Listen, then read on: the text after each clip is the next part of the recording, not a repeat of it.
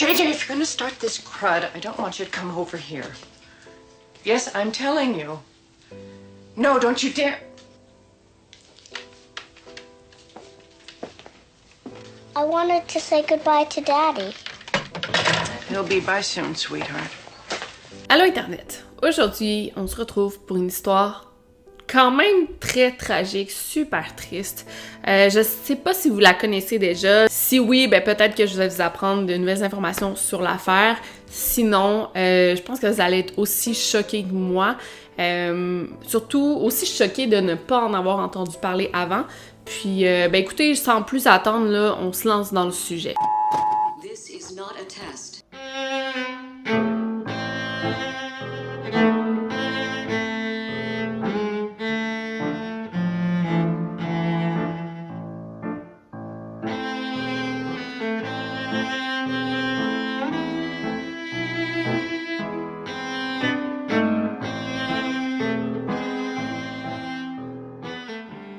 Donc, je vais commencer par vous parler de la petite Judith Barcy, une enfant unique, qui est née le 6 juin 1978 à Los Angeles, en Californie. Si tous les événements n'étaient pas arrivés aujourd'hui, elle aurait dans la quarantaine, 44, 45 environ. Dès l'âge de 5 ans, Judith était actrice. En fait, elle a été découverte pendant qu'elle faisait du patin.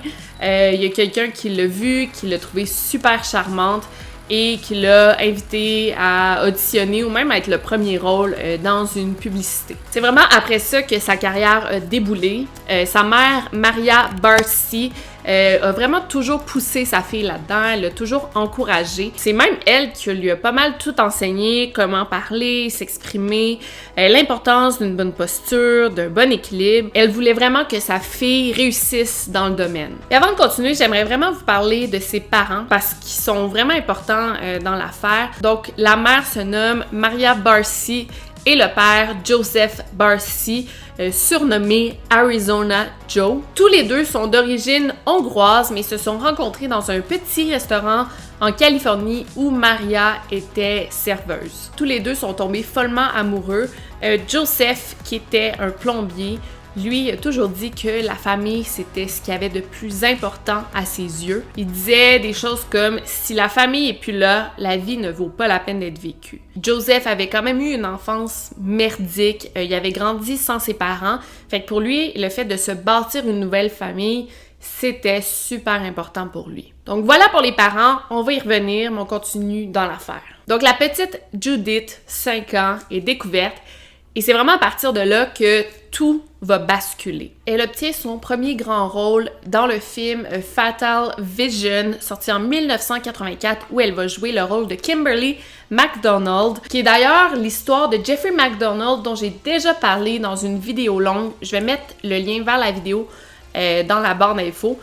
Tu sais, quand tout est dans tout, là, c'est vraiment ça. Quand j'ai lu ça, j'étais comme, OK, elle a joué le rôle d'une affaire de true crime, ce qui est quand même fou. Donc, c'est l'histoire de Jeffrey McDonald qui aurait tué sa femme enceinte et ses 2 fillettes. Et ce qui est vraiment creepy là-dedans, c'est que Judith va jouer le rôle de la fillette tuée par son père, où on croit, là, c'est une histoire assez nébuleuse, mais c'est complètement creepy quand tu sais ce qui va y arriver par la suite. Pour revenir à Judith Barcy, c'était une fillette complètement charmante, elle était heureuse, pétillante.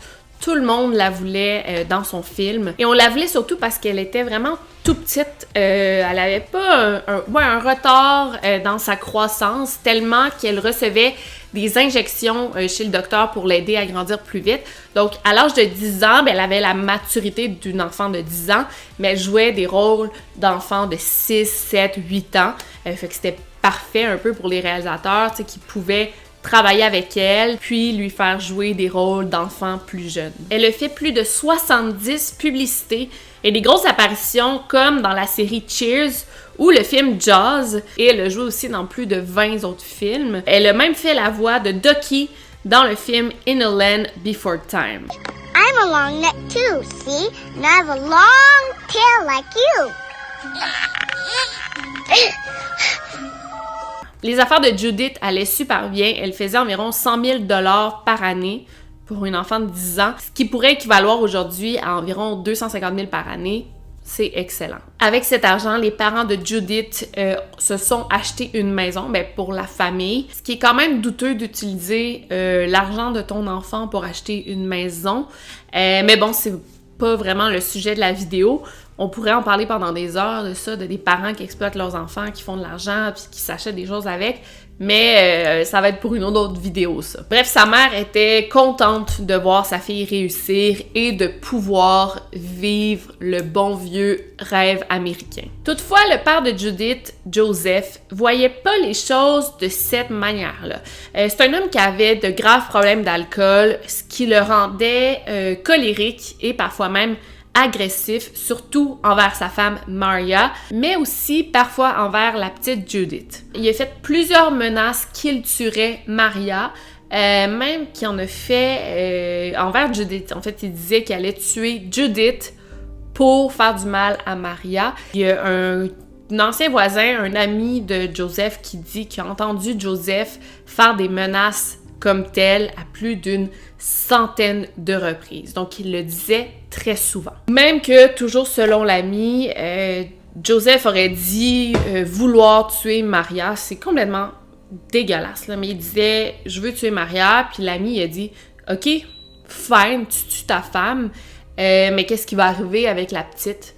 Et Joseph a répondu « Ben, je vais devoir tuer Judith aussi. » En décembre 1986, soit 2 ans avant la mort de Judith, Maria avait appelé la police et avait porté plainte contre son mari, où elle l'accusait de menaces de mort et aussi qu'il l'avait étranglée et frappée au visage. Mais comme la police avait trouvé aucune blessure apparente sur Maria, elle n'est pas allée plus loin avec la plainte. On s'entend, c'est les années 80, là, c'était quand même différent. Je suis pas sûre que les policiers avaient une formation dans la violence conjugale. Qu'est-ce que j'en sais en même temps? Peut-être que oui, mais c'était une époque quand même différente. Et c'est assez terrible, là. Une fois, Judith, justement, elle se préparait à aller aux Bahamas pour filmer Jaws, le film, et son père l'avait menacé avec un fucking couteau, puis il lui a dit, genre, si tu reviens pas, je vais te trancher la gorge. Et la petite fille, terrorisée, s'était mise à pleurer. Ça devait être totalement terrible. Puis si on sait ça parce qu'il y avait des témoins, ça c'est ce qu'on sait. Imaginez-vous les choses qui se passaient dans la maison qu'on sait pas. Et la petite Judith était tellement stressée qu'elle s'était arraché tous les poils de sourcils. Pauvre petite, puis c'était vraiment terrible là, ce qu'elle vivait. Elle était tellement nerveuse qu'elle avait même arraché toutes les moustaches du chat. C'était terrible, toute la pression que cet enfant-là avait à 9-10 ans. Là, elle était si jeune. Judith avait même déjà dit à des amis « J'ai peur de rentrer à la maison, mon père va pas bien. Mon papa est saoul à chaque jour et je sais qu'il veut tuer ma mère. » Et Maria, je veux pas diminuer, pas du tout ça, là, ce qu'elle vivait, mais elle avait quand même le syndrome de femme battue, tu sais. Elle voulait le quitter, mais elle n'en trouvait pas le courage. Il y a même une de ses amies qui lui a offert de l'héberger, tu sais, pour la sortir de cet environnement-là. Et la pauvre Maria, elle a refusé. Et Joseph, pendant ce temps-là, il continuait à être violent. Et une fois, Maria, elle avait reçu un télégramme de la part de sa famille en Hongrie qui disait qu'un membre de sa famille était mort, là, en Hongrie, quelqu'un de proche d'elle, et au lieu de lui dire, à sa femme, écoute, va en Hongrie, quelqu'un dans ta famille qui est mort, il a caché le télégramme pour pas que sa femme quitte le pays. Il y a même une autre fois que Maria avait dit à une amie que Joseph, dans un élan de colère, avait lancé des casseroles et des poêles à la petite Judith, tellement fort qu'il lui avait brisé le nez, elle s'était mise à saigner. Quelle horreur! Une autre fois, on parle de mai 1988, selon les articles, à un moment, Judith était censée aller en audition et elle n'a pas été capable, elle s'est mise à pleurer, mais hystériquement, elle n'était pas capable d'arrêter de pleurer et c'est l'agent de la petite Judith qui a ordonné à Maria d'aller consulter avec sa fille. Là, ça pouvait plus durer. Les deux femmes vivaient un stress insoutenable. Imaginez, pour une enfant de cet âge-là, ça devait être encore pire, qui n'avait pas le contrôle sur la situation. Fait que c'était vraiment loin d'être la joie. Pourtant, la petite a passé dans des films d'Hollywood, tu sais, jamais qui que ce soit aurait pu douter de l'enfer qu'elle vivait à la maison. Le psy qui a rencontré la petite Judith, il a dû la rapporter aux services sociaux, donc à la DPJ, un peu, Département de protection de la jeunesse. Maria a été consultée et elle a dit qu'elle avait justement un plan de divorcer son mari et de déménager. Elle avait mis tout un plan en branle. En mai, quand sa fille a commencé à consulter, elle avait loué un appartement où elle prévoyait passer ces journées-là avant de retourner chez elle auprès de son mari le soir. En fait, comme on peut voir, elle hésitait quand même à quitter son mari, mais elle avait quand même un plan en tête. T'sais, c'est une étape. T'sais, penser à le quitter, c'était déjà une bonne étape dans son cheminement personnel. Mais malheureusement, la décision est venue trop tard. Sûrement qu'elle avait peur de faire le grand move, le quitter, déménager. Avec un mari violent comme ça, on peut comprendre son insécurité. Et ça, c'est vraiment le drame dans toute cette histoire-là. Maria avait d'ailleurs déjà dit à une voisine « Je peux pas le quitter parce qu'il va nous retrouver et nous tuer. » Il a déjà menacé de faire brûler la maison. C'est complètement horrible. C'est le 27 juillet 1988 que toute cette histoire va prendre une tournure encore plus fatale.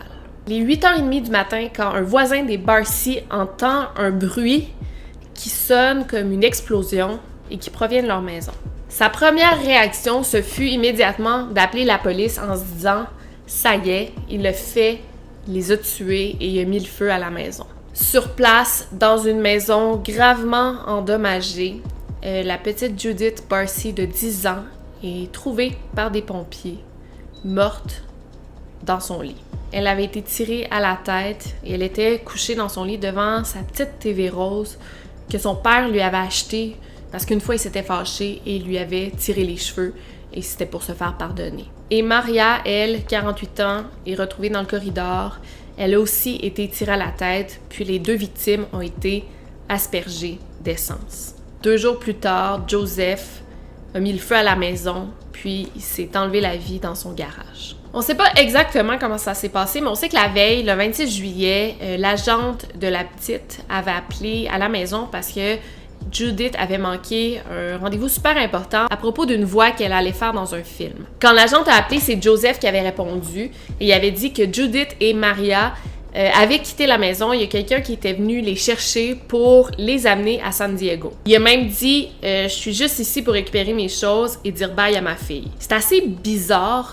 Déjà là, on sentait pas vraiment la situation. On sentait qu'il y avait quelque chose de louche. Quand l'agente a rappelé plus tard, ça répondait déjà plus. Donc, on sait pas exactement quand la petite Judith a été tuée parce que le matin du 25 juillet, elle a été vue dans le voisinage en train de faire du vélo et plus tard, il y a eu l'appel sans réponse de l'agente. Et c'est le 27 juillet qu'il y a eu l'explosion et là qu'on a retrouvé tout le monde mort dans la maison. Cette histoire-là est tellement, mais tellement triste parce que ça nous rappelle beaucoup d'autres histoires où il y a eu justement le père qui tue toute la famille. On peut en nommer des dizaines, là. C'est complètement horrible. Mais ce qui est plus fou là-dedans, c'est que cette maison-là où le drame s'est produit est apparue plus tard à la télé dans une émission nommée Murder House Flip, ce qui est un concept complètement dégueulasse, 13 ans après les événements. Il y a la famille Bernal qui a déménagé dans cette maison-là sans savoir qu'une telle tragédie avait eu lieu.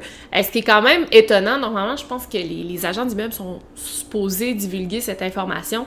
Bref, il n'y avait aucune idée de tout ça, qu'est-ce qui s'était passé dans leur maison. C'est des voisins qui les ont mis au courant qu'un double meurtre / suicide s'était produit à cet endroit-là. Et apparemment que pour la famille Bernal, tout s'est expliqué à partir de ce moment-là quand ils ont su qu'il y avait eu tel drame dans leur maison. Là, je vais rentrer dans une partie plus paranormale.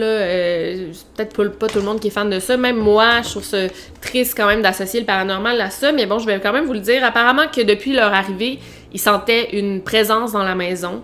La porte du garage s'ouvrait et se fermait toujours sans raison. Puis il y avait aussi des endroits dans la maison où il faisait super froid sans qu'on puisse expliquer le changement de température. Et aussi, apparemment, qu'ils entendaient des bruits dans le corridor, même quand il y avait personne. Et bon, selon les dires encore là de la famille, la plus jeune, Gabby, qui avait 10 ans à l'époque, c'est elle qui a été le plus affectée par tout ça, par le déménagement. C'est elle qui dormait dans la chambre de Judith et elle avait des gros problèmes d'insomnie. Elle disait constamment être surveillée. Elle sentait qu'elle était surveillée. Et là, ben ça m'a quand même donné la chair de poule, mais tu sais à quel point c'est vrai, ben quand la petite Gabi, elle avait 2-3 ans, elle avait un ami imaginaire avec qui elle parlait beaucoup, elle riait, elle était très proche de cet ami imaginaire-là, et son ami imaginaire s'appelait Joseph. Et bon, la famille a su beaucoup plus tard la tragédie qui a eu lieu et que le tueur s'appelait carrément Joseph. Puis tu sais, en disant ça, je veux surtout pas manquer de respect à la famille, tu sais, associer le paranormal à ça, des fois c'est douteux, mais je pouvais pas le mentionner, là, ça fait pas mal partie de la tragédie que l'histoire après est passée dans une émission connue, Murder House Flip, puis il y a eu tout ça qui en est découlé. Après la mort de Judith et Maria, les services sociaux ont été lourdement critiqués parce qu'effectivement, il y a eu un rapport aux services sociaux.